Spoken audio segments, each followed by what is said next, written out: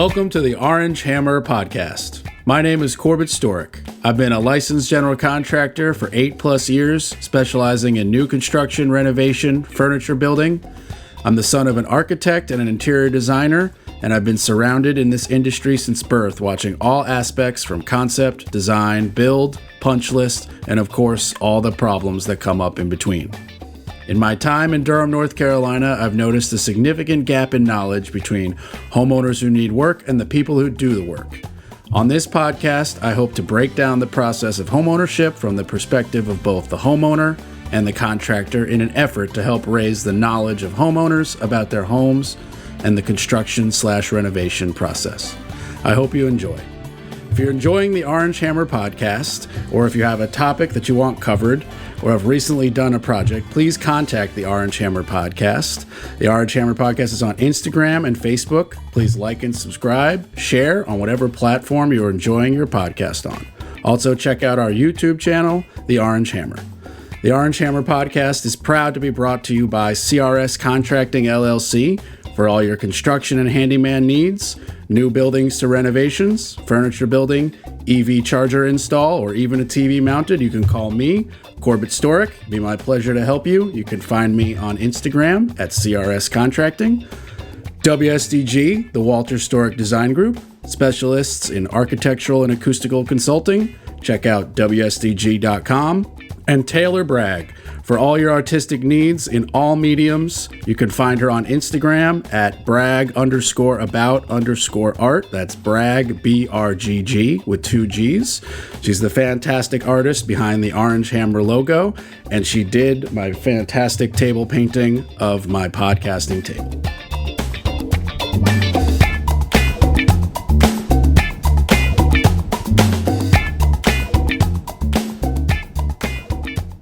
All right, everybody, welcome to the Orange Hammer Podcast. Today is probably my most special episode. I have my number one sponsor as well as my number one fan in the form of my own father. Pop, how are you? Well, pretty good. This is I wouldn't say it's a first for me, but it's certainly a first. I've never been interviewed by my son on one of his podcasts.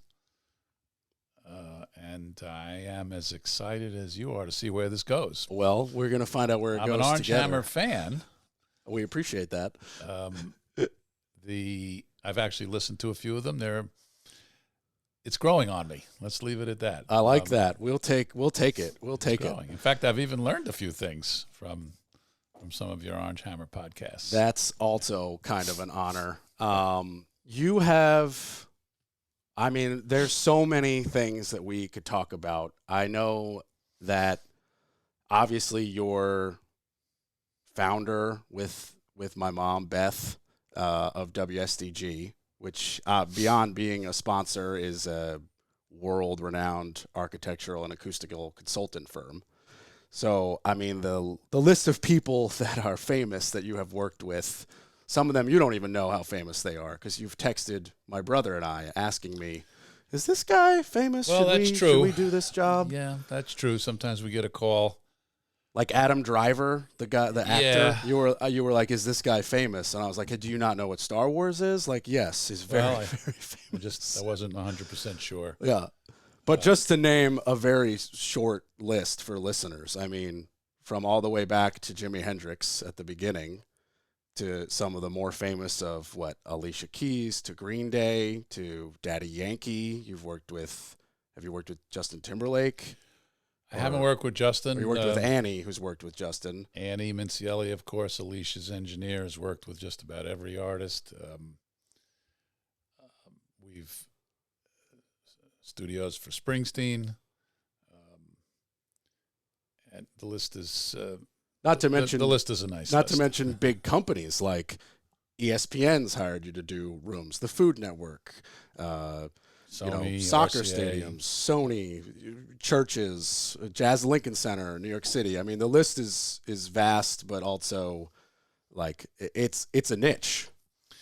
Well, it's been it's been a nice career. It's been 52 years since I started. I guess 70. 70. Actually, it's starting to become more. It's if I start in 1968 and it's 72, actually, I guess that's 54 years. So it's a long ride, more or less doing the same thing. I guess we can talk about that a little bit, but I don't really like talking about all this that much. But more or less nonstop. And I've always wanted to be an architect, and since I was 11, I wanted to be an architect, and also wanted to be a musician, and was a musician. And when I graduated from college, I was both. I had an architectural job, and I was in a band. Actually, we were doing pretty well. And life took a few changes very early. I suspect we can talk about that if you want to. And next thing you know, this architectural passion sort of morphed into designing recording studios. 2,000 or 3,000 studios later, it's been a nice ride. As you told me, I think when I was in the 14-year-old range, you were talking to Keaton and I, Keaton, my older brother, for listeners. You never dreamed of studios, though. You think you told us you dreamt of like airports and skyscrapers and like big buildings. Wasn't that the dream when you were first thinking about architecture? It was all kinds of architecture. I've always liked architecture. I even have a paper when I was 11, I think, or 12, wanting to be an architect. When I was 14, I think I worked, or 15, I worked in an architecture office. In college, I studied architecture from day one upon entering university. During summers, I worked for architectural firms, once in New York, once in London. Immediately upon graduating, I got a job in an architecture office, and all kinds of architecture interested me, from residential to commercial. I didn't really have a what you would call a niche or a type of architecture that I was going to find myself working on. You're young, you're 22, you want a job, even in 1968, although times were different in 1968, much different. And so the type of architecture that I wanted to practice wasn't really foremost on my mind. But what was not on my mind was I'm going to make a career as an acoustic specialist and specializing in recording studios. I'd never even been in a recording studio, so that wasn't on my mind. And in a matter of less than a year, everything changed for me very quickly, and I found myself designing a studio for Jimi Hendrix. The famous ice cream cone story that you've told me with the newspaper and the free carpenter job. It's a true story. I guess we can, if you insist, we'll talk about that, but let's hold that. And next thing you know, I'm designing a studio for Jimi Hendrix, even though I'd never been in a studio. And before it was built, I had 3 other studios to design because the word got out that he's building his own recording studio, a very unusual thing to do in 1968 and 1969. Yeah, wasn't it basically unheard of? Because basically the big record companies had the studio. Yeah. First of all, there weren't that many. Most of them owned by recording companies or very small niche commercial studios. And the idea of an artist having their own personal recording studio was really a rarity. Now, of course, everybody has their own personal recording studio. It's become the norm. As a matter of fact, I'm sitting in a recording studio that's owned by you. Yeah. Okay, and everything was done for under $2,000, and you're recording and doing a great job. So it's gone from a rarity to about as common as toasters. In fact, I think it's harder to buy a toaster sometimes than it is to buy a recording studio, certain kinds anyway. So it was very unusual in that era. I had the advantage of having no idea how rare it was, since how could I? I had no basis. There were not a lot of people designing studios. In fact, the industry of studio design was almost non-existent. So, career tip, make your first project famous. Oh, yeah. Okay? Good career tip. It's a good career tip. And so life unfolded very, very quickly. And how I got that job was even more strange. as you call it, the ice cream story. I mean, you could give the cliff notes. I'm sure anybody who knows you and this story has heard you give the 2-hour speech before, Well, and it's awesome. But you can give the 2-minute version. Well, it's a hot day in New York in the summer of '68, just having moved up with my first wife, not your mom, also in a band, actually doing better than my band, and we're going out for an ice cream on an August evening, and there's a line. And, of course, if that happens now, you'd break out your cell phone and start doing whatever you do. But obviously in 1968, there are no cell phones. So what do? You grab a local newspaper like the East Village Other or whatever was there, and you just sort of start reading it while you're waiting. And in the classifieds, which usually were very interesting to read, was an ad calling for carpenters to work for free on an experimental nightclub. And that seemed like it might be fun. So I threw 10 cents into a rotary phone, made the phone call. 30 minutes later, find myself talking, going to the Upper West Side of Manhattan. I lived down in the Village at the time, meeting these very, very interesting artists who had this idea for a club in Soho. I never even heard of Soho. When you get in a cab and say, let's go to Soho, they might not know where it is, or it was at the time. And they had a model in a shoebox, and the club was a sort of sensorium. It was a combination of theater and a nightclub, and you would put on gowns and walk out onto elevated pods with smoke and lights and experiences. And it all sounded very interesting to me. And I agreed to work in the evenings on the project if I could redesign the club, because I thought I could improve it, which they allowed me to do. The club gets built by November. It opens up. It's on the cover of Life magazine by February. And life changed on a dime. Everybody who was an artist at the time or was an interesting downtown person in Manhattan would go to this club. It only lasted for 9 months. It was called Cerebrum. Still to this day talked about and written about from time to time. Really, only 9 months? I didn't actually know that part. Lasted only 9 months because basically the mafia that would basically force most clubs to give them money for cigarettes or booze or whatever couldn't figure out how to get any money from this club because it didn't sell cigarettes and it didn't sell booze. And it actually didn't even have any cash because all the tickets were bought in advance. It was sort of more like a theater. They finally threw a rock through the window and asked for protection. The owner said that's enough. And we closed it. But lots of people went to it during those 9 months, including Jimi Hendrix one night, who was in the process of taking over a blues club on 8th Street, where he used to play quite often. The very blues club that I used to visit 1 or 2 years earlier on more than one occasion because I was in a blues band.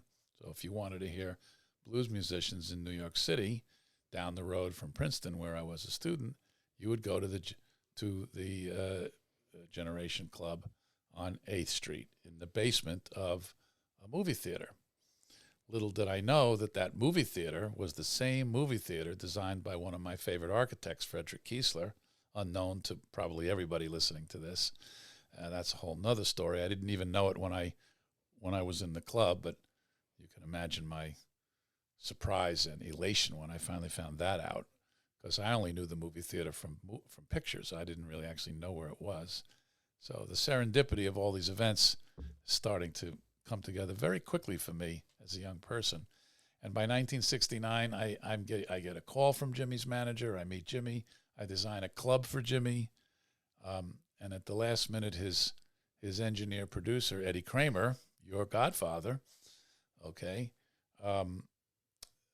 actually not your godfather, but it's Steenie's, my older sister. Your sister's godfather, but certainly someone you know all your life. I mean, I call him Uncle Eddie my whole life, yeah. Talks Jimmy into not doing the club and reminds him that he's spending $300,000 a year on recording. This is in 1969. That's a lot of money. And basically, Jimmy and his manager decide to build their own personal studio. And so I watched my commission disappear as fast as it came. I was quite angry with Eddie. And then they literally, in a meeting, said, well, you can design the studio, even though I reminded them I'd never been in a studio. And so I quit my job, created my own internship with someone with an engineer who had been designing radio stations, agreeing to do all his drafting for free if he could teach me how to do the wall and ceiling details out of masonry for the studio. Toured all the studios in New York, which I think were about 5. Okay, got a little help from a budding engineer at the time, whose name Phil Ramone, of course, very famous, not with us anymore.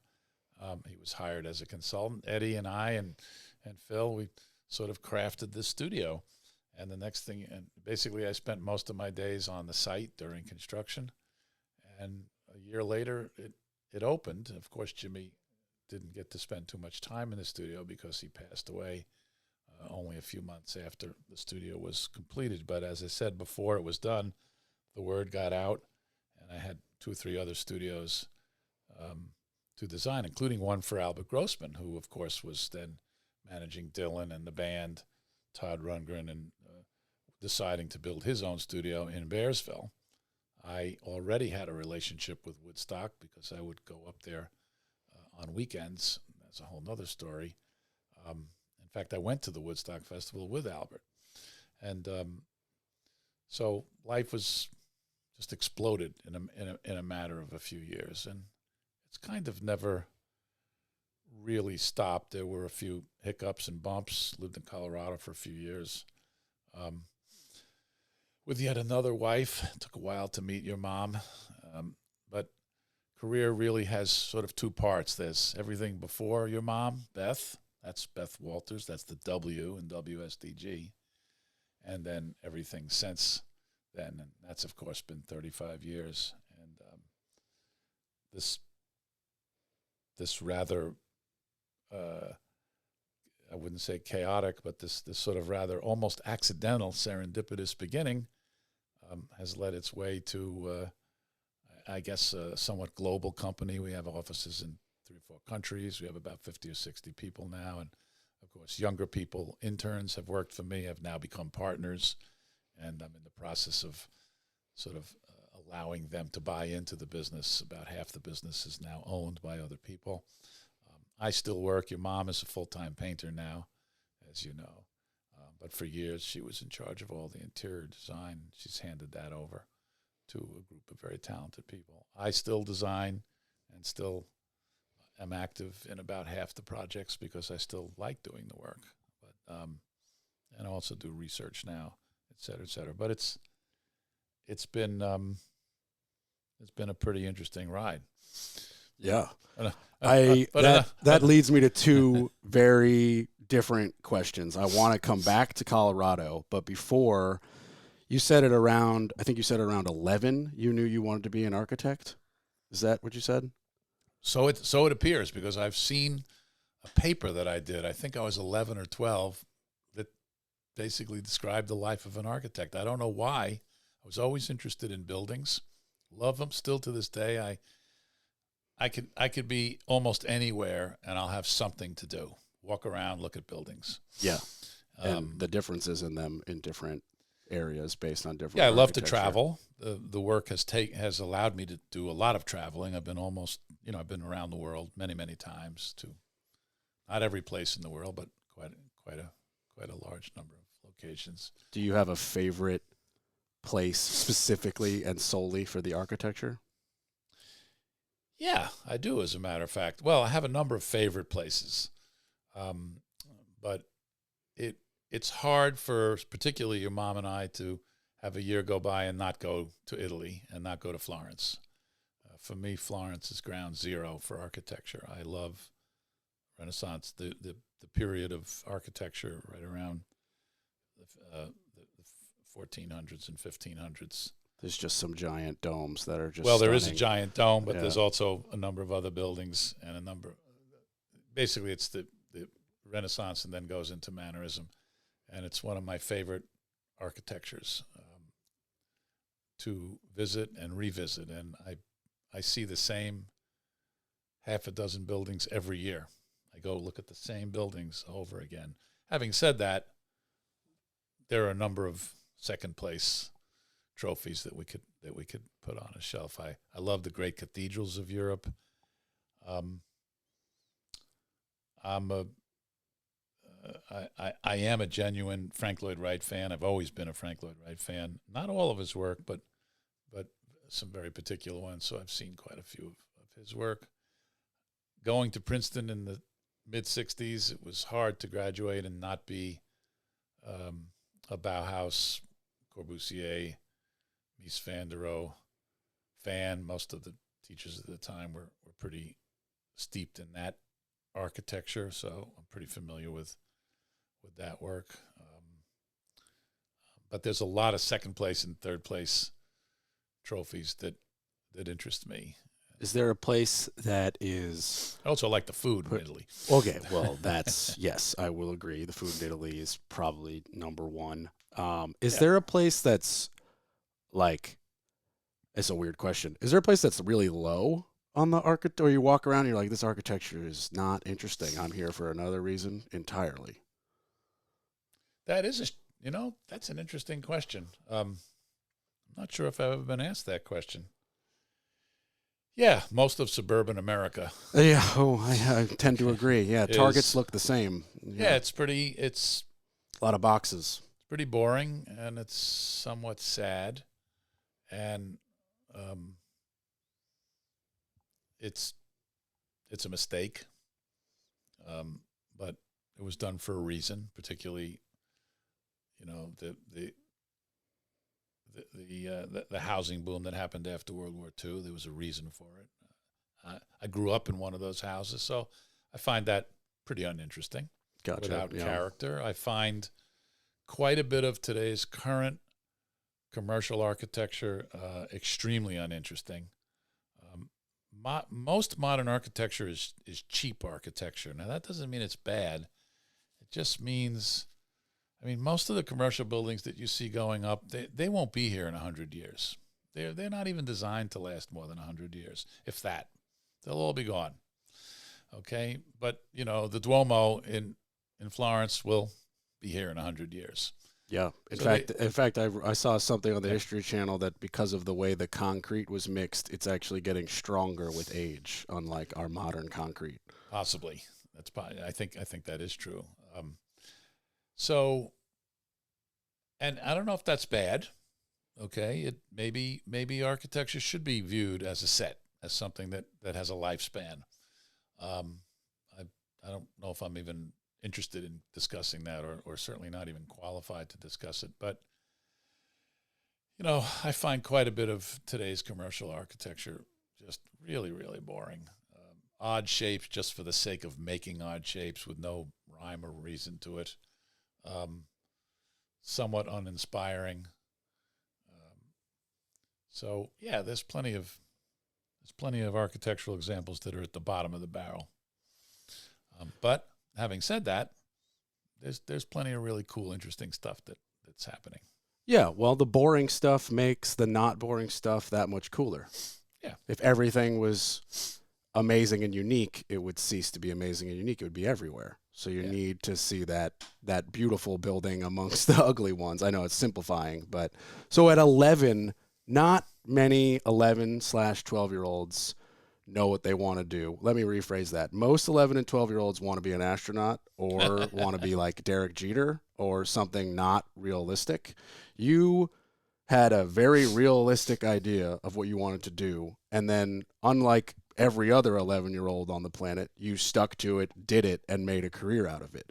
Do you ever think about that? Like, that is rare. Well, I don't know if it's rare, but it is. I would say I agree with you. I think it's in the minority, and I teach. I've always enjoyed teaching. I went to a school where learning and teaching were was the A and the B side of the same record at Princeton. A very Aristotelian approach to teaching. Small seminar groups, a lot of one-on-one with teachers. And I came from a family, your grandpa, where learning was the number one priority. His greatest legacy was putting all of his grandkids through college. It was all he really ever wanted. You know that. Yeah. And you even went through college, kicking and screaming a little bit. But I think now, at your age, you're realizing that it was an amazing experience. and that it has served you well. Because learning and always having a passion for learning is what keeps you alive and what keeps you young and what keeps you vigorous, and ultimately could be responsible for you being, quote, successful, whatever your definition is. So you put all those in a blender and you turn it on, and I was quite fortunate. I also arrived at a really interesting time in the world. It's hard now. I mean, I teach. I've been teaching for 30 years. I teach basically recording studio design, and I teach now pretty much exclusively at Berklee College of Music, but given a number of guest lectures. So I've stayed in touch with a lot of students. We have a lot of interns that come through, and, they ask a lot of questions, and sooner or later they ask the how did you get started question, did you meet Jimi Hendrix, all that kind of stuff. But what they're really asking is, how do I get started? That's what they're really asking. How do I get started? Hey, we see how you got started. That seems pretty cool. You're bumping around, and 1 year later you have a whole career. Okay, and of course my answer is always the same to that question. I said, I can't tell you how to get started. I can just tell you how I got started, but it's going to have to be different for you. But I can give you a few tips.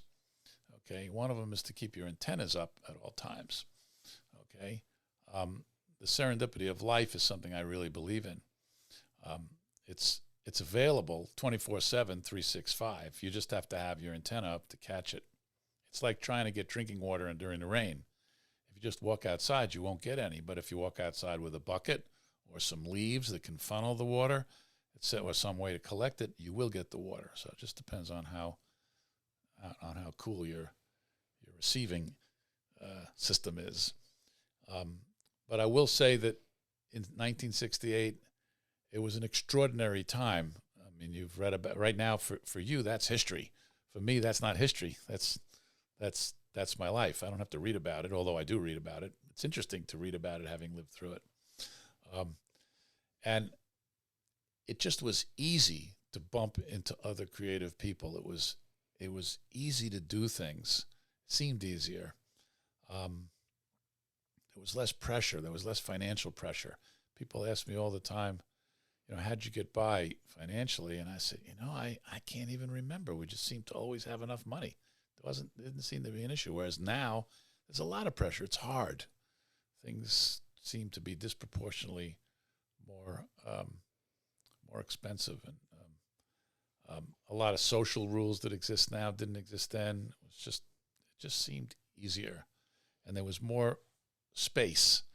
There was more room in your life for the creative Jones to take over.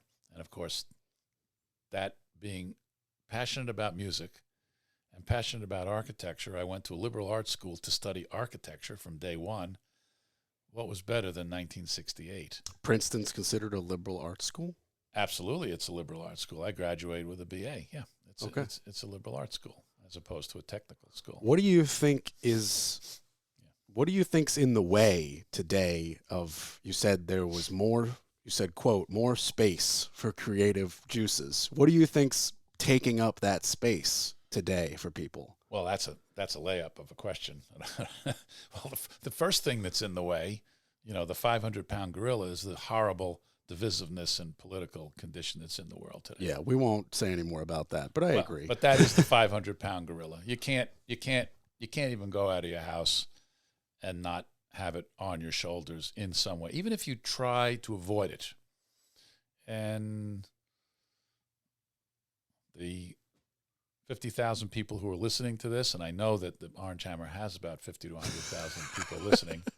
200,000, actually. Well, I'm conservative. So the 50 to 100,000 people daily that are listening to the Orange Hammer, I'm sitting here talking to my son, who likes to not pay attention to politics. Oh, yeah. It's not a secret. Freely admit, I don't watch CNN. On the other hand, it's still on your shoulder. You can't go out without seeing, if it's not a Trump sign, it's a Biden sign. If it's not a this sign, it's a that sign. It's this kind of conversation. It's that kind of conversation.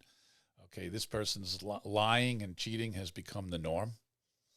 Okay, arguing has become standard. Okay, so what are we doing today? We're going to argue. Well, if the leaders of your country consider arguing and divisiveness as standard operating procedure, it's downhill from there.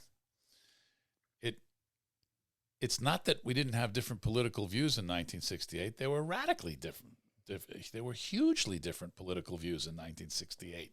I lived in an era of riots, Vietnam War, civil rights, et cetera, okay? But there also was an undercurrent at the same time of, okay, we have radical differences, okay? We'll have an election, then we'll go back to work, and we'll see if we can't get some commonality so we can get some things done. If you had today's climate in the 50s, you'd have no interstate highway system. It wouldn't exist. You'd have no roads. You'd have no highways because everybody would be arguing about where they should be and who should get the money to build them, et cetera, et cetera, et cetera. So we have this huge 500-pound gorilla that's just on our shoulders as a society, that's just making it harder and harder for people to pay attention to music, art, love, passion, good stuff. Great stuff. Great stuff. Yeah. Okay. So that's one problem. We as my generation has, not me, maybe not me personally, but we've boxed ourselves into a condition that's actually pretty ugly. This climate change thing. I mean, a lot of people didn't realize it was happening. Some people did realize it was happening. Okay. But nevertheless, we wake up every day with some huge burdens on our back. We have a national and an international global financial debt. We have a climate debt that could consume us. These are real issues. They're not fake issues. They're really here. And you can wake up and you can be on one side of the fence on it and another side of the fence on it. But what you can't disagree on is that there's a fence. Right. There's a fence. Okay. And it's real. So it just seems like if it's not one 500-pound gorilla, it looks like there's 11 of them. And there's only room for so many of these gorillas before all of a sudden it becomes unsafe. Okay. And then everybody starts looking inward. They just start thinking about themselves. And you get situations like what's happening at the U.S. border. I don't want to get into a conversation about what's the right policy for the U.S. border. But I just know in my heart that what I see is wrong. It's just wrong. It just doesn't look right.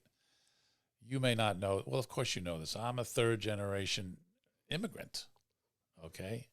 Newsflash, everybody here is an immigrant. Very few people in the United States are not immigrants or descendants of immigrants, okay? Because basically we kind of did a pretty good job in wiping out the people that were here originally for thousands of years, okay? Not one of the great moments in anybody's history book, okay? So, but, if you're a third-generation immigrant and you're Jewish, no less, okay, and you just take a look at what's happening, for instance, at the border, without knowing why it's happening, okay? So we don't have to get into a conversation about policy or any of that stuff. It just doesn't look right. It shouldn't be that way. The richest country with the society that we're in, with the capacity and the ability to do all the things that we can do, including orange hammers and nails and building, stuff that you're interested in. I hope we get a chance to talk about some of that, okay, because this is not a political podcast. Although, who knows? Maybe the orange hammer is going to be Politico starting next week. I get an email from Fox News later. No, I'm just kidding. Absolutely not. No, but I can agree, and it doesn't. You're right. I don't even want to talk about policy, and I don't even know if I personally am smart enough to talk about policy. But you're right. It doesn't look. It just right. doesn't look right. It doesn't look right. It just doesn't feel right. So when you have example after example after example, I mean, you don't have to be too smart to know that we're polluting the planet. This is not for debate. With those horrible commercial buildings you're talking about. Buildings, cars, it's just, the average temperature has risen. I mean, this is fact, okay? And when you get people distorting facts, when you no longer have facts to deal with, okay, then, you basically get, you get BS. And the disastrous side of BS ends up, it can end up in World War II, okay? And And so, you know, there's not a lot of oxygen left for the stuff that I think has meaning and purpose. Like art and passion Well, and love. I realize I realize that's my take on life. You invited me to the show. Because I wanted your take. And to me, music will save the world. I've always thought that. And for listeners, you play a little keyboard, and didn't you play some horns or some sax? Well, I was keyboard player and sax player. I was a clarinet player actually growing up, all through high school and college. And then when I went from a rock band, cover band, to an actual blues band, 12-piece blues band, pretty good. There wasn't a lot of room. I play an organ, but we had some horns, and I said, you know, I think I could jump on a sax, and on some songs could sweeten up the horn section. And also I like to arrange the horns. So I went down, traded my clarinet in for sax, went down to New York, to Manny's, and picked up, all right, give me a tenor. Can't be that hard. Couldn't get the tenor couldn't get a note to come out of it. So I said, well, give me the alto. It was a little smaller. All right, that, how hard could that be? Okay. Really hard. Not that hard. So, horn part from Hold On, I'm Coming. Okay, Sam and Dave.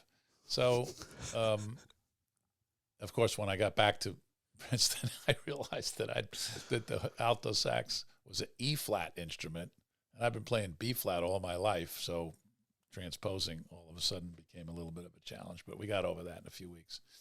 And so I played both instruments. I don't play horns anymore, but I still play piano. I enjoy it, and not as much as I would like to. I have a few regrets. That's one of them. One regret is not continuing to play in bands.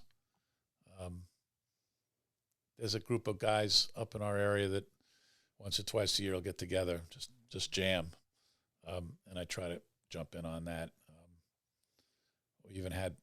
We've had 2 or 3 reunions of my old college first band, which I think you saw once. I did once. You played at a Princeton reunion. Yeah, it was a lot of fun. With one of their daughters came for a little vocal backup, or should I say, took the lead. Well, now since we're old and we're all, we got a little help from our lead guitarist. Us 4, right? US4. US4, and we even had a road sign US4. Yeah, I wonder where you got that road sign. Well. Yeah. Newsflash. He stole it. Anyway. So I want to jump now to Colorado because obviously I'm not born, but Colorado, if memory serves, is where you, for the first time, with a real hammer and nail with your own arm strength, build a house. Yes. Oh. So before that, when you're growing up with, I call them Grandma and Grandpa for the world, Ruth and Les Storyk. Is Grandpa handy? Does he have tools? Does he have a garage? Does he allow you in the garage? Did you build a Pinewood Derby? Did you build a bird box? Like, I grew up with you, and you transposed so many of those skills. I grew up with a shop. I credit so much of my career to the fact that I could go home from school, finish my homework, and then go hammer nail boards together from a scrap pile. Did you have that similarity in Long Island? No, not. We had a small, tiny workbench in the garage. He had some basic tools. He wasn't particularly handy. My dad, your grandpa, was not an architect. He was a businessman. Basically got on a train every day from suburban Long Island and went to Wall Street and supported his family, made a living. That was his that was the model, a very common model after World War II. But we did have a workbench. I think we did build a bird feeder, but it was nothing like you growing up. I'm not sure how I picked up. That's going to be my next question. But where do you get from, I've built a bird box with Grandpa Les, most likely him in slacks, to I just bought land in the middle of nowhere on top of a mountain, Gold Hill, outside of Boulder. And not only did I just buy land, but instead of buying an RV, I'm going to build a house. I mean, that's not everybody just does that. Nope, not everybody does that. You're absolutely right. Had you worked on a construction crew? Well, No, but by the time I moved to Colorado, which is really the only time I lived outside of the New York area, I already had about 10 studios under my belt, so I'd been around construction quite a bit. Graduated as an architect, so I've now become pretty familiar with, well, more familiar, not pretty familiar, more familiar with building. I understood building, understood drawings. And when I ended up in Colorado, which was a kind of a, well, it's a whole nother story, and we're not going to get into that, but I end up sort of dropping out a little bit, let's say for a few months, and sort of was in a van actually with yet another wife at the time, actually your sister's mother. Yeah, Deanie's mom, Bardette. Deanie's mom, Bardette. Yeah. And we're touring northern Canada, and it starts getting cold, and we have to go back south we literally run out of money in Boulder. I never really heard of Boulder. I thought Boulder was a dam. It actually is a dam. But and we ended up settling there. We actually lived out of a van for 6 weeks, and then she got a part-time job. I borrowed some money, I think, from somebody back east. Wasn't it Eddie? I think it was Eddie K. Might have been Eddie Kramer, yeah. And we rented a house, and I had to get a job. And I didn't really want to go back. Well, I had no intention of going back to New York, and I sort of stopped the studio design for a while. I actually gave the projects that I was working on to somebody else. It basically dropped out. It was a kind of a strange period in my life. And I got a job as the fourth person on a 3-man construction crew. I still use that phrase all the time. So basically, you can imagine what that job is, okay? And you're the grunt. I'm the grunt. You haul everything. So, you do all the demo, all the stuff that's not glamorous. Yeah, I'm younger. I'm 27. I don't know. So Deanie's 48, and she's not born yet. It's 50 years ago. So 72, 50, 25, 26, not very old. I'm in pretty good shape, and understood how things go together. And I worked with these people for a few months. And I guess that's an apprenticeship. So I learned a lot. I learned how concrete foundations got poured. These were residential builders? This was a good old-fashioned GC that basically built single homes, and they did everything. They did the framing, concrete, plumbing. They did everything. So in 3 months, I watched almost every trade for residential construction, and actually learned how to do something. Got a tool belt, got all the tools, et cetera, et cetera. I then realized that I do want to continue my career, so I actually I was always getting jobs. Jobs just kept coming in. They've never really stopped coming in. And I was commuting back and forth to New York and Colorado. And then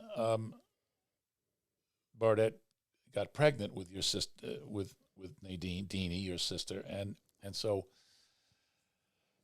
I decided to buy some land and build a house. And one of the projects when I was the grunt, the fourth man on a 3-man crew, was up in the mountains outside of Boulder. And I remember going into a broker saying, "You got any land up in that Gold Hill area?" It was really beautiful because you could see the Continental Divide. It was I'd never seen anything quite so pretty. And they said, "Yeah, we got 5 acres that are available." It was very cheap at the time, with a dirt road that went into it. And I wrote them a deposit check that was completely no good. I didn't have any money in the bank account. I just wrote the check. Okay, so he won't cash it. And I think I borrowed some more money and got it together to buy the land, and decided that I designed a house and built it myself. Actually, the crew that I was working for, I hired them to sort of be, basically they were the builders, but I was the builder, and literally built that house with my own hands.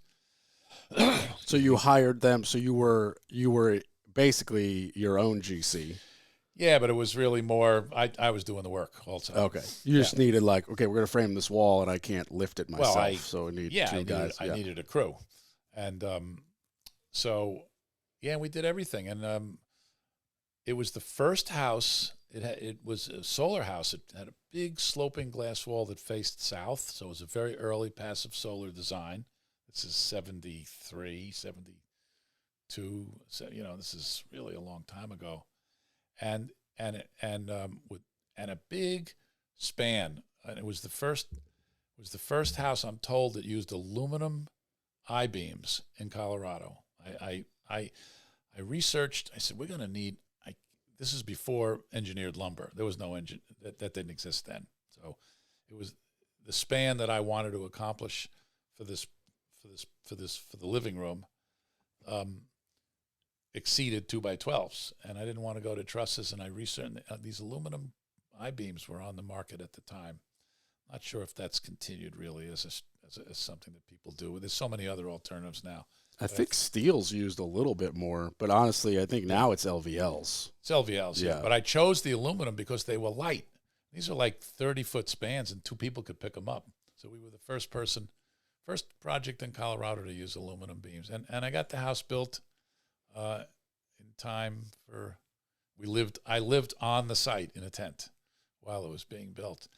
That house, of course, I only a year or 2 later, our marriage didn't work out, and I left Colorado.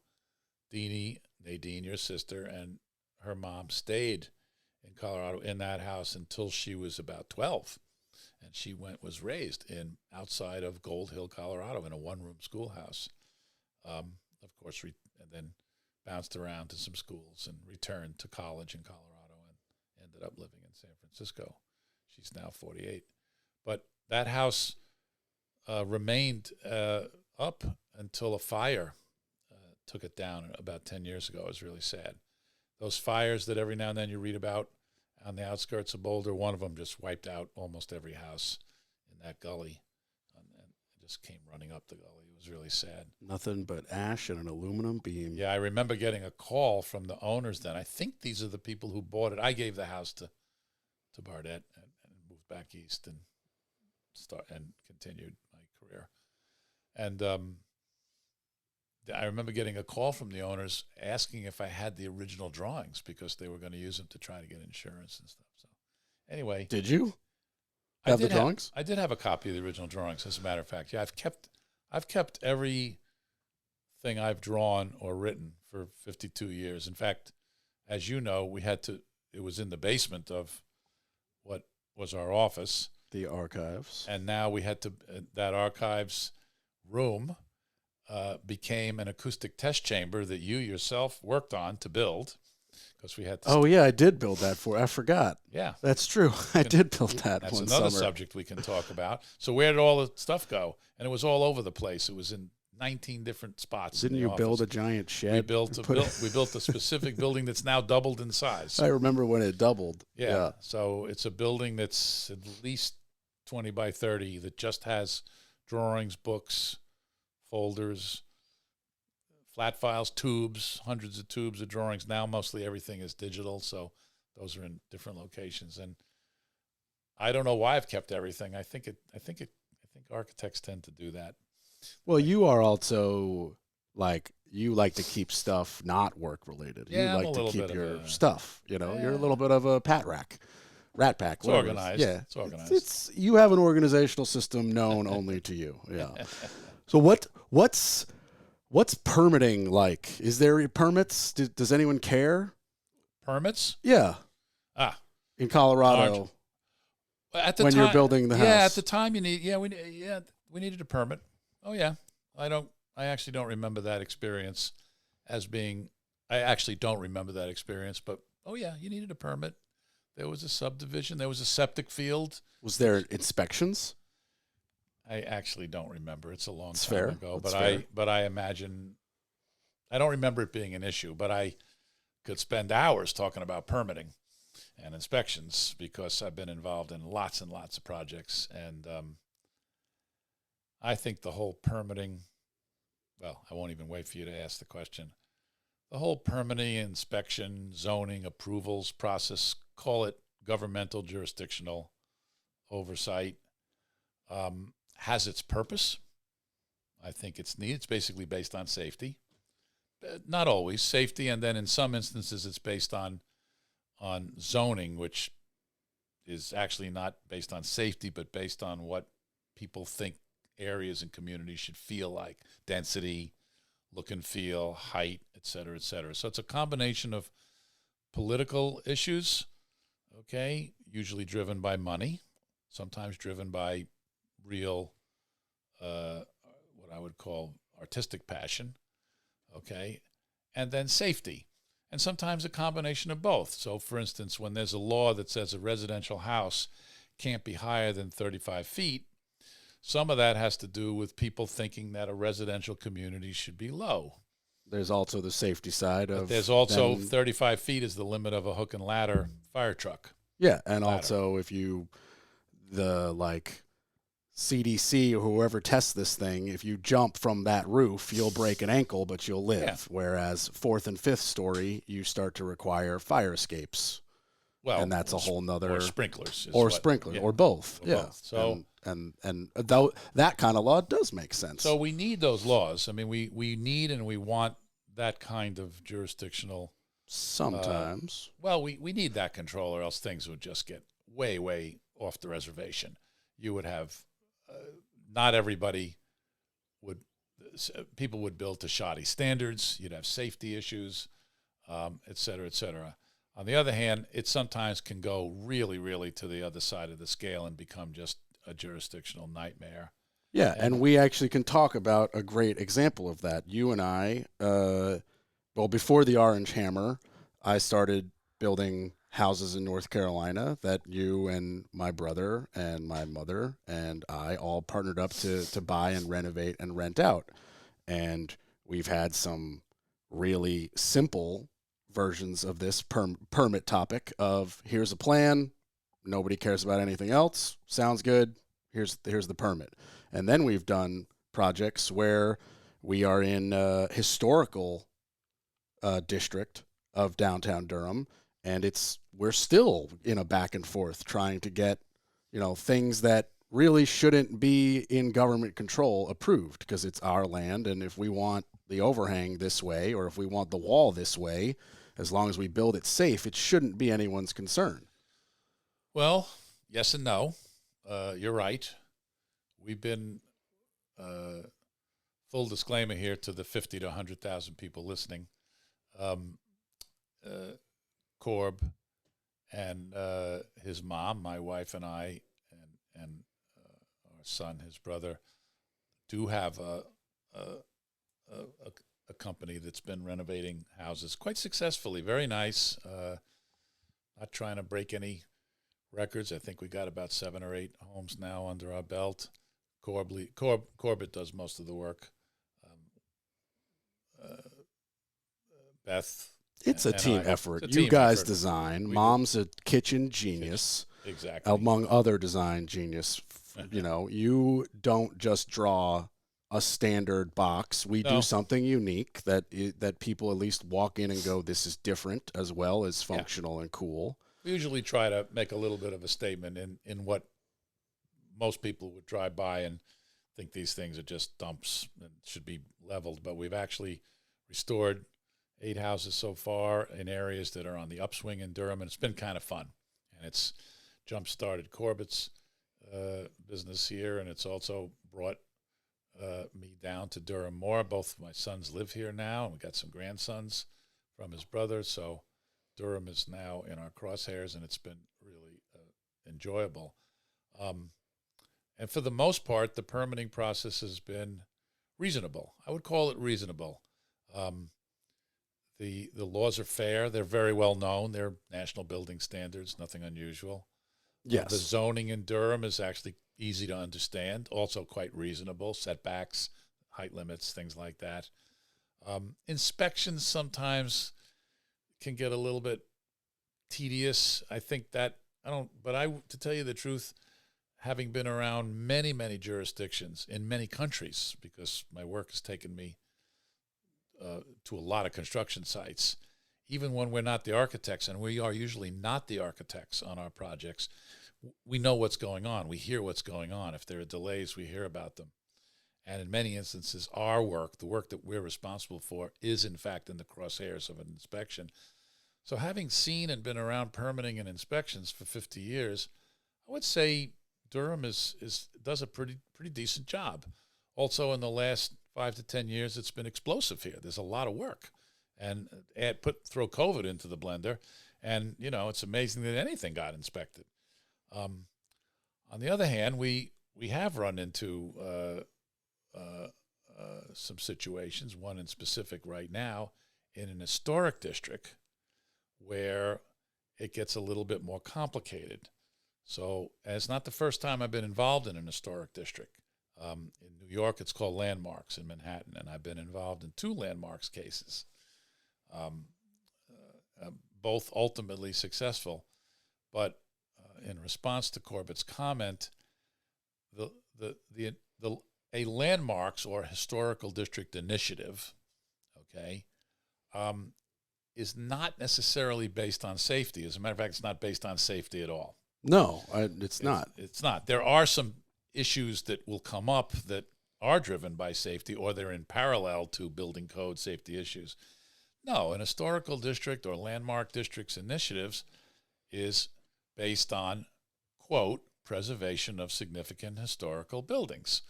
Okay, well, without going much further, if you just look at those 5 words, you can say, well, hold on a second. What does that mean? Is this building worth preserving?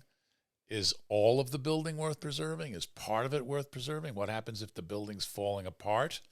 Okay, can I actually really find anybody to exactly repair a window or a balustrade or a roofing system that's 100 years old that maybe doesn't exist anymore? What happens if you want to add something to this building? Should it be in exactly the same style, which has a kind of almost dishonesty to it? Could it be in a modern style that mirrors or reflects or enhances the historical nature? I've seen projects where an old building, everything but the front facade was taken down so that they could consider it a renovation. Yeah, and they put a modern next door. Yeah, and then they put a modern building behind the facade. But they've done it in a way, excuse me, they've done it in a way that actually enhances the historical character of the building. So now, in these kinds of situations, sooner or later, the issue of taste.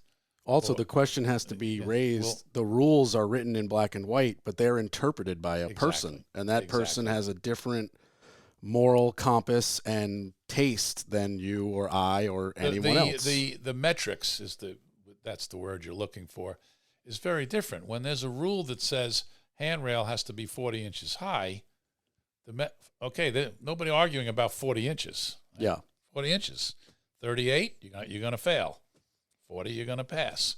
When it says that you can't have a space wider than 4.5 inches so that kids can't put their head through it, okay, I got it. When it says that your wall has to have a fire rating of XYZ or an insulation rating of R whatever, these are rules that have been developed over time. They can be pushed and moved and challenged and whatever, but generally speaking, they end up arriving in the building code with some kind of sensibility to them. Yeah, they're the minimum safety. Yeah, that's the for those who don't know what we're beating around the bush of. Yeah. The building code is just minimum safety. Well, it's safety and it's also environmental safety. So, for instance, there's no safety issue in a minimum R value, but now codes have been enhanced to include energy issues. Okay, so when they say, or for instance, every room has to have at least one window with XYZ square inches. Why? So a fireman can break the window and get in. Yeah. Okay, so these rules make sense, and you have to work around them. Okay. Then you have zoning rules, which are not necessarily, well, they're not safety driven at all. Okay. But they allow for density. So yeah, those are populist driven. They're not really safety. Well, they're usually politically driven. Okay. So all of a sudden, when you see a 20-story building going up on a lot in downtown Durham, and Durham didn't have a 20-story building 10 years ago. Hey, wait a second. How come that property is now allowed to have a density that's 20 times the square footage footprint of that lot? Well, that's because the zoning rules were changed to do that, and those were changed and driven by political issues. The political by money and political initiatives. The policy makers of the town at that time or the city at that time want to see development. developers usually are driven by financial, conditions. Okay, the denser, the higher you can build, the more return you can get on your investment, et cetera, et cetera. Still, it's understood. The metrics are in math. They have numbers. When you get into something like a landmarks or historical situation, the metrics is the standards that you're using to make the decisions and conclusions. These are much fuzzier. They're not math at all. They're not math at all. It's an opinion. You're using terms like appropriate. Well, what the hell? What the fuck does that mean? Okay, in there lies the wrinkle. So you have to work around it. Okay. We're right in the middle of one of those now. We've acquired a really, really interesting property in an historical district. I won't go over where or why. And we are expanding it extensively and even adding to it in an unusual way. And although we're having a little bit of a struggle with it, in all fairness to the Durham Historical Preservation Committee, we're going to work it out. They have not been unreasonable. It's just taken a little longer to understand, at least me personally, and my wife Beth, because we're really the ones driving this, to try to understand how they're thinking and what their true goals are. So that's a little bit tricky. But more and more, I think you're going to see. I'm pretty sure you will be seeing more and more landmarks historical preservation issues, particularly in urban centers. Because right now, certainly in the United States, there's a tendency to go back to urban centers. I think we've kind of through with suburbia. Suburbia proved to be a mistake. It's ecologically a mistake. You can't live in it without a car. They're a nuisance, et cetera, et cetera. So I think you're going to see, Durham growing the way it's growing is not an accident. No. Okay, there's 50 Durhams in the United States. Cities that didn't have super successful downtowns, maybe they were a little bit in a blighting kind of condition, and now they're booming. And Durham is clearly one of those great examples. I like Durham's unique way of not being ashamed of new construction and modern styles, but at the same time, okay, you're going to demo that building from the 80s. We want you to keep that one very clear 80s style wall with the mural on it and build your modern building behind that wall and incorporate the wall into your entryway.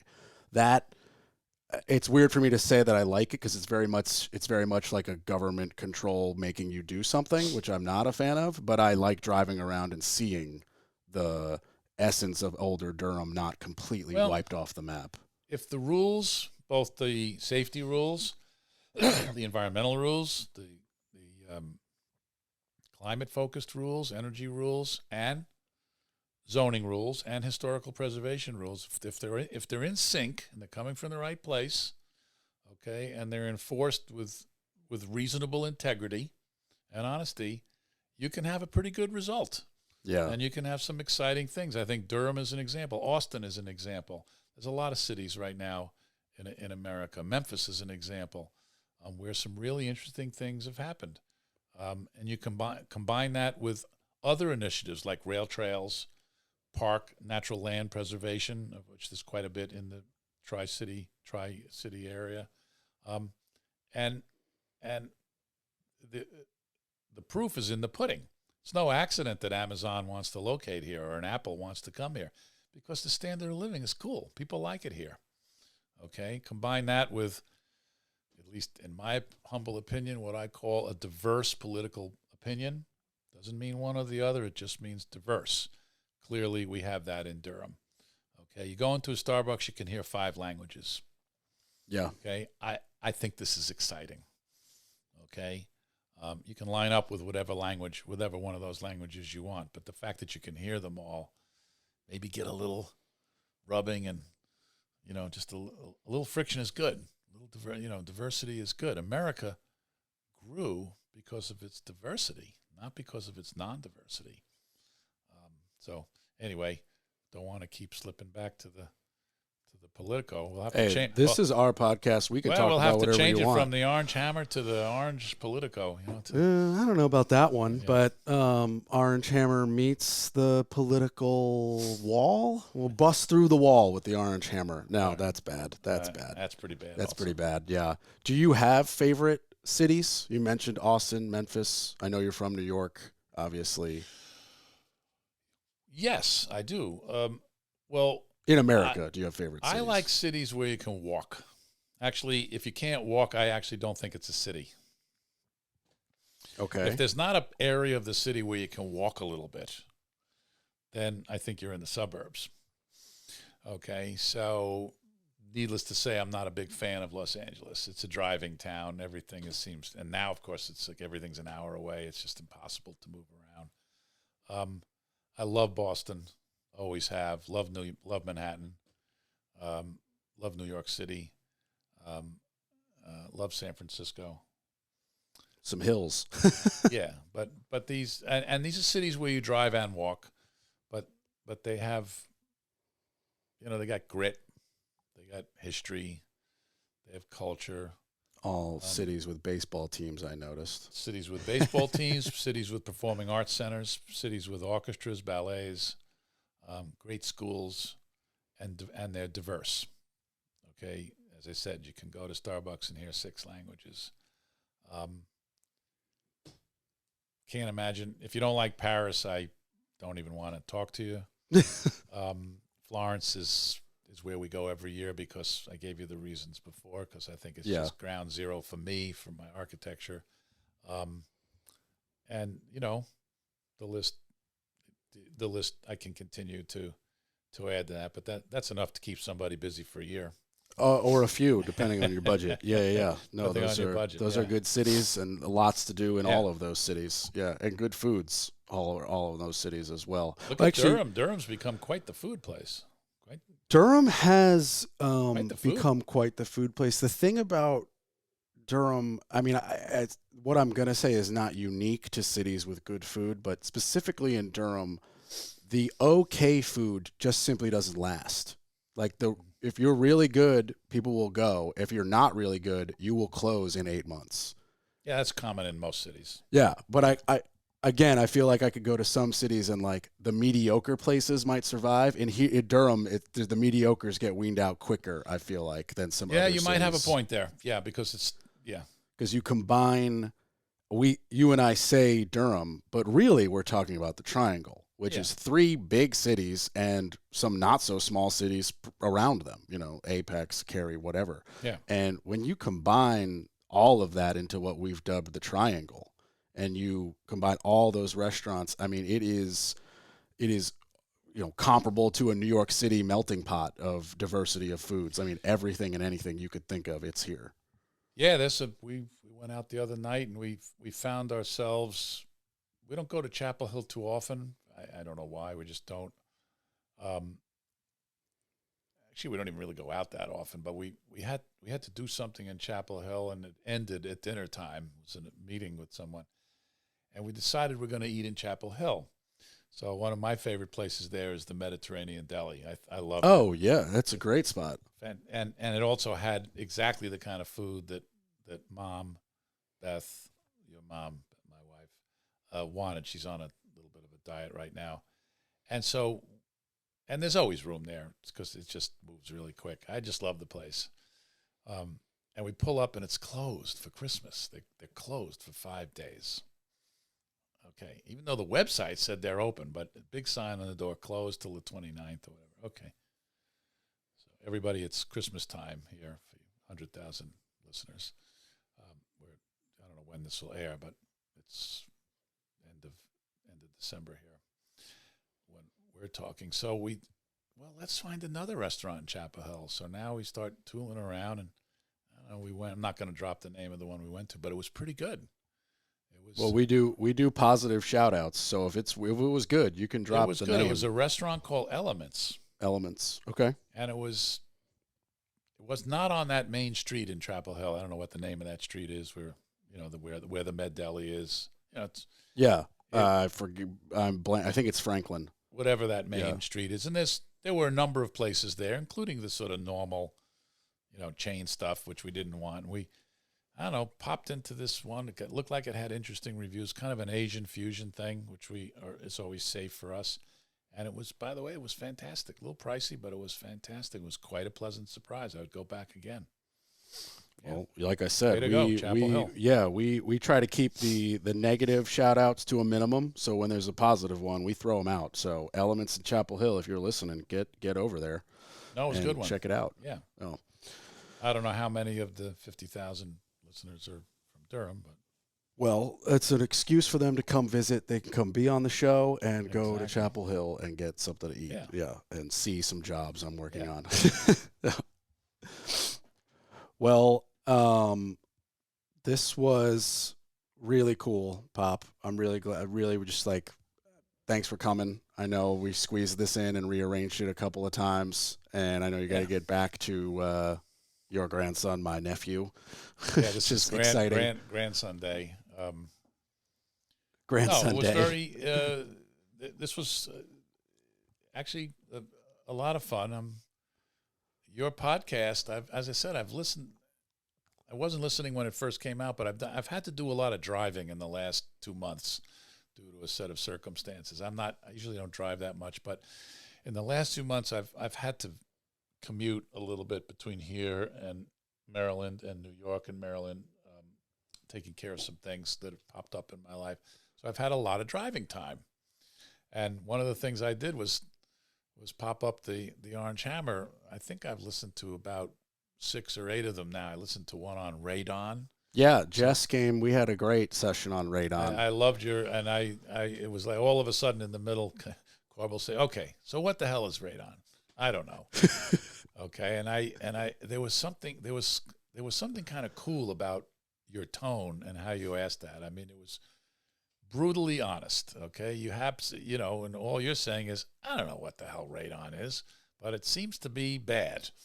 And then Jess, who's, I guess, either a chemist or a scientist or has become one. She is a radon expert. Yeah, so you can hire her to both test for radon in your home and then eradicate it if it comes positive. And she starts going on and, point, milliliters per this and that and whatever. And it was actually pretty informative.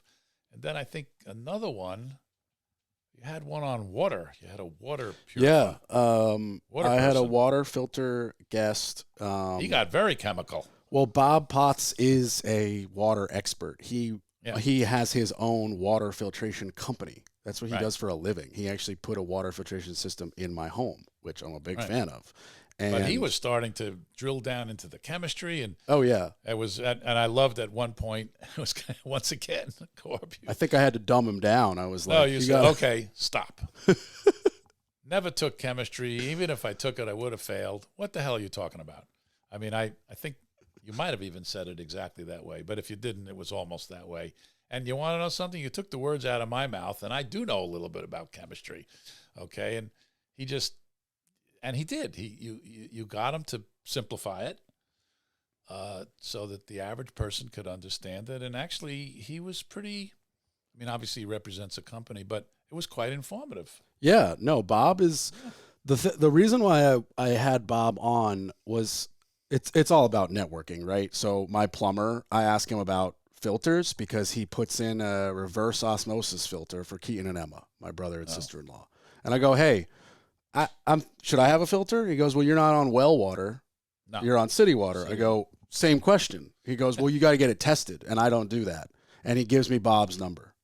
Oh. So Bob comes and he goes, I can test it, but I can tell you right now, I don't need to. You've got red rings. Everyone's got them here. That's from iron. He's like, you got white calcium buildup. He's like, and he did the test. He's like, look, exactly what I just said. I'm an expert. He is. And he goes, here's the $4,000 system that somebody would try to scam you with if you went to Home Depot. And here's the $1,800 one I want to sell you. And sure enough, I went with the $1,800 one. I replaced the filters. Did you get rid of the rings? 2 years. Yeah, no rings, no calcium, no nothing. So my filter system comes from the city. And what I mean is, like, in the crawl space, the city water comes in. We cut that pipe. Yeah, it goes in the whole house system. So I'm now showering with filtered water. dishwasher, filtered No, water. but my point is that the podcast was, and I'm around construction, but I'm not an expert on water. I also listened to one you did on air conditioning with, actually, he's the person who does our air conditioning for the houses. Shout out to David Clark, Mainer Air AC. We're fans. I knew most of what he was discussing, but there were a few points that I didn't. For instance, I loved the age-old debate, particularly in this part of the world where most systems are ducted, unless you use a split ductless, which would work for certain rooms. But for your house, most people are using ducted systems, which means air and heat are coming through one distribution system. Yeah, You're either air handler of some kind. Well, you're either sending warm air in the winter or cool air in the summer. So then the question is, should it come from the ceiling or the floor? And you can argue them both, and he did. Yeah. And it was interesting. I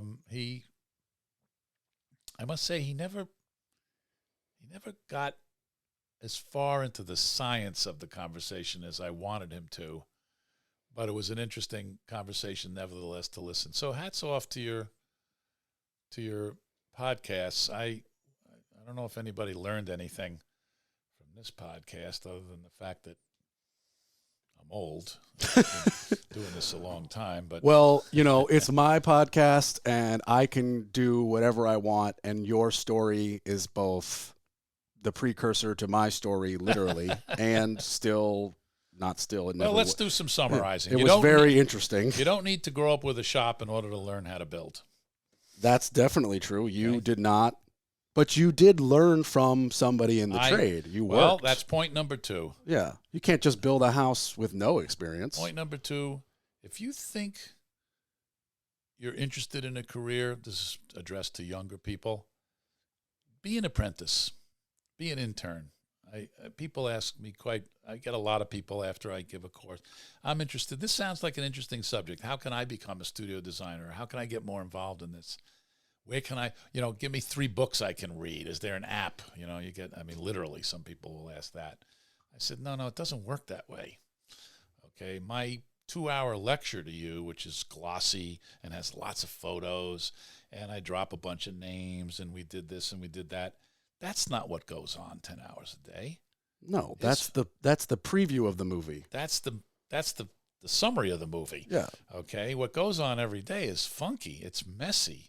It can be argumentative. It can be difficult. In fact, it is difficult. It can also be gratifying. You want to see what it really looks like? You want to learn about sausage making? You don't do that by buying a sausage. Anybody, you want to see it, you got to go in the back. But most people don't want to watch the sausage being made, and that's okay. But if you do, you got to go in the back, and you got to work for somebody. Be an apprentice. Tip number 2. And, make your first project famous. That's not always easy, but that is an interesting tip. And also, tell people about what you do. There's nothing wrong or embarrassing about that. Okay, if you think you've done something that's interesting, shout it out. Tell people. There's lots of ways to do that now. Actually, there are more ways to do that now than ever before. Okay, spend $20. Okay, because that might be all you have to do. Take out one of those Facebook ads. Tell people what you're doing if you're proud of what you're doing and if it's worthwhile, as opposed to, Twitter, bullshit 24/7, et cetera, et cetera. But if you've done something that has merit or has meaning or is worthwhile, is beautiful, is artistic, people can learn from it, there's nothing wrong with sharing that. That is a form of teaching. Okay, and by the way, could work in your favor from a financial point of view or a business point of view. There's nothing wrong with that. People ask me all the time, so what's your marketing strategy? Okay, so newsflash, I don't have a marketing strategy. Well, I do have a marketing strategy, which I'm about to tell you what it is, but I'm not a marketing guy. I never studied economics. I couldn't even read a balance sheet till I was 40, which irritated my dad. I can't even tell you how pissed off your grandfather, my dad, was that I could not read a balance sheet until I was 40. We got into, oh my God, it must have been, in retrospect, it must have really hurt him because he's a CPA and he grew up understanding business and was very successful at business. Okay, it kind of skipped over me and went right to your brother, who's also very good at business and economics. And But my marketing strategy has always been the same. Do good work and then try to get it published. Just try to get it out there in a magazine or an article, and then keep your phones open. That's the marketing strategy. It has never changed for 52 years. And every time we have, quote, a marketing meeting in our office, I don't lead those anymore. We have other people that do that. I have a publicist. It always circles back to exactly the same conversation. I said, there's some offensive marketing. I mean, should we take out ads? I mean, we used to take out ads. Now we hardly take out any ads. We took the ads out so that the magazines would publish us. It's a two-way street. You got to help them so that they'll, okay? But now it's easy to get published because everything's digital, and they're actually looking for content and looking for material. So if you do something that's worthwhile, there's nothing shameful about telling people about it. Okay, if you're just doing bullshit all day, you might want to keep your mouth shut. Okay, so that's sort of the flip side of that. So other than that, everybody behave. Behave. Try not to be so angry all the time and divisive. It doesn't really accomplish anything. We just sent out a pile of Christmas cards, beautiful Christmas card, and the cover of it's like a little folding card, and it's one of your mom's paintings. As you know, she's now a full-time painter and exhibiting, doing very nicely, and she's passionate about it. But it gave us a chance to write out like a little note. Most of the notes were something like, a toast to more music and art in 2023. That's kind of our standard. Sometimes we would write a little more if it's required, but I mean that. Music and art will save us. It's a little one-sided, but your podcast, my voice. Hey, art, I have a love and hate relationship with art. It comes in a lot of different forms, but I think when you boil down, even if your definition is different, art is literally all around us. When you're putting so in a many door, forms. okay, and you work an extra minute to get it plumb and straight so it closes, that's art. That's a different kind of art. May not be the same art as Michelangelo. As a matter of fact, it's not. But there's nothing more or less artful about it. Okay, or you work just a little bit harder to get that railing straight, or you countersink the nails so that or you put them in at good spacing. There's even what appear to be mundane construction tasks. We'll just bring it right back to coming to the end here. It is the orange hammer. Full circle. It's not the orange ski board.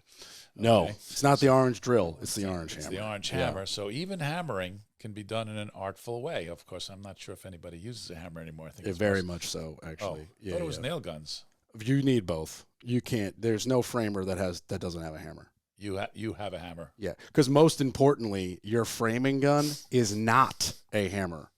When that board needs to be knocked an eighth of an inch, you don't tap it with the framing hammer. Unless you want to break the hammer. Yeah, you grab your hammer, you tap it, and then you put in the nail, or you break your hammer. You very much, all framers have hammers. So when you're on the job, you have a hammer. 100%. I have multiple, for different nails. Yeah. Exactly. So yeah. even something seemingly, nothing is more incredible than to watch an electrician wire up. You see electricians, you open up the box and the wires look like spaghetti, and then other guys, you open the box and it looks like a work of art. Yeah, okay, it's true. Same electrical, the circuits are all working, but some people really consider their wiring to be they nice labels and everything's labeled. Same with plumbing guys. Yeah. Okay, and nothing better than to watch a complicated air conditioning duct run go in. Okay, and for years, my mechanical engineer, he's not with me anymore. We got our career start at the same time. He did all the air conditioning design for Electric Lady, and we did hundreds of projects together, and he passed away a while ago. Was a genius with ductwork. He would view ductwork as a work of art and could see it three-dimensionally before 3D computer programming. It was, so even mundane subjects that don't seem like Museum of Modern Art, okay, can be art and should be art. So when I say a toast to more music and art, basically, it's a toast to everything that's good. Everything that's good. Yeah. Well, I can't really think of a better, more positive ending note than that. So once again, I just want to thank you for coming and being a sponsor. Thanks, WSDG, and being my pop and getting me into woodworking from day one. I mean, you were helping with the Pinewood Derby car, and we never won a race. Cub Scout. No, we didn't even place high. We didn't even come anywhere. We tried everything. The shape of the little snoot. We put looked a penny good, though. Underneath. We've tried cheating. We did everything. Wait a minute. Did we? We tried cheating? Cheat. No, I don't remember cheating. No, we didn't cheat. We should have cheated. No, I'm kidding. We Lies. put a penny underneath or something to weight it or something. I don't know. We tried. But that was allowed. It had to weigh a certain amount, but you could put the weight anywhere. We never won. No, never won. We never came close. And no student ever beat that one Scoutmaster who had the same vehicle that won every year. Yeah, but he worked for NASA, right? Or something. I don't know. Probably an IBM engineer or something like that. Well, we did have good-looking cars. I still have them on the shelf out in the living room. Yeah. Really? Yeah, I still have them. They are good looking. The paint jobs have held up. They're slick. They kind of look like Corvettes in terms of, Stingray shape and body stuff. But they did not do well. We never did well. We never won. No, but they did look good. And the memories of you and I in the small shop, I might point out, not even the new big shop. Yeah. In the small shop, those are in there and cherished for eternity, Well, you grew up watching. Like you said, you'd come home from school, so at an early age, you could read drawings. Yeah, but also I'd come home and I'd get off the school bus at 3:30, and the construction crew you had building an extension on our home would be there till 5. So for an hour and a half, I'd go up to Conrad and then Fred and be like, "Hey, I'm 11. Want me to hold that 2x4?" And they'd be like, "No, you're gonna get hurt." And I'd be like, "Well, I'm your boss's son. Let me hold the 2x4." And next thing you know, summer job was work for them on the stuff at our house.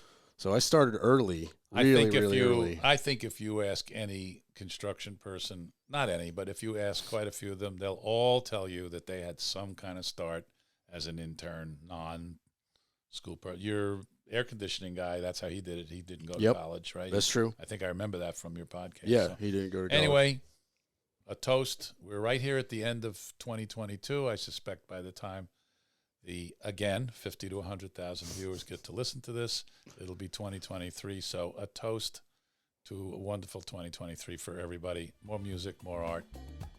And a happy new year. Less arguing. Less arguing. Be good to each other and love each other. And goodbye, everybody.